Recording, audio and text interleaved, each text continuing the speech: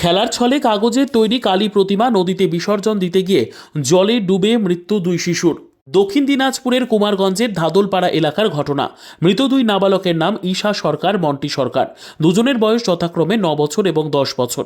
এলাকার বাসিন্দা ও পরিবার সূত্রে জানা গিয়েছে, ধাদলপাড়া এলাকার 3 নাবালিকা ও 1 নাবালক 4 জন মিলে খেলার ছলে কাগজের তৈরি কালী প্রতিমা তৈরি করে পুজো করে। পুজোর পর রাত্রেই নদীতে বিসর্জন দিতে যায়।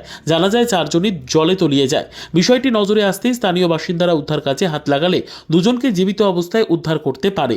বাকি 2 নাবালিকা জলে তলিয়ে যায়।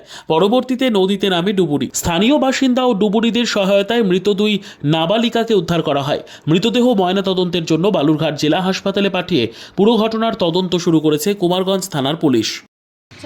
নদী গেছিল স্নান করার জন্য, যাওয়ার পরে তো দুজন মানে একটু সুস্থ ছিল, দুজনে পাওয়া গেছে। ওরা চিৎকার করার পর তো একটু ওদের বাসাতে গেছে, যায় ওদের আর পাওয়া যায়নি।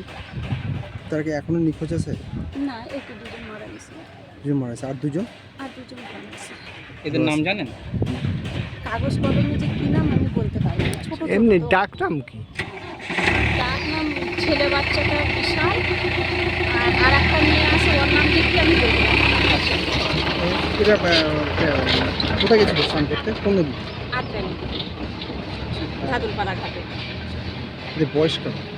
বয়স একজনের বয়স হচ্ছে 9 বছর আর একজনের 10 বছর। কি নাম আপনার? আমার নাম মানসী দাস। ঠিক আছে। জলে ডুবে গেছে। কি কজন জলে ডুবে গেছে? জলে 4 জনেই ডুবে গেছিল, কিন্তু 2 জনকে উদ্ধার করা গেছে ভালোভাবে, আর 2 জন একদম গত হয়ে গেছে। যে দুজন বেঁচে আছে তাদের নাম কি? তাদের নাম একটা ঈশা সরকার আর বিশাল সরকার। আর না, যারা বাঁচে আছে। আর যে দুজন বাচ্চা নেই মানে মারা গেছে তাদের নাম কি? একটা মন্টি সরকার আর ঈশা সরকার। তারা কোন পড়াশোনা করতো? হ্যাঁ, পড়াশোনা করতো। এরা 3 জনে এক স্কুলে, খালি বিশাল অন্য স্কুলে।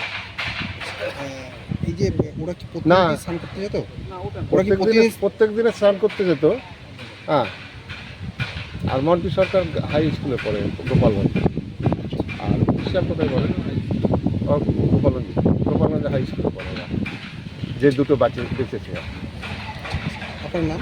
আমার নাম রতন সরকার। ব্যুরো রিপোর্ট, উত্তর বাংলা সংবাদ।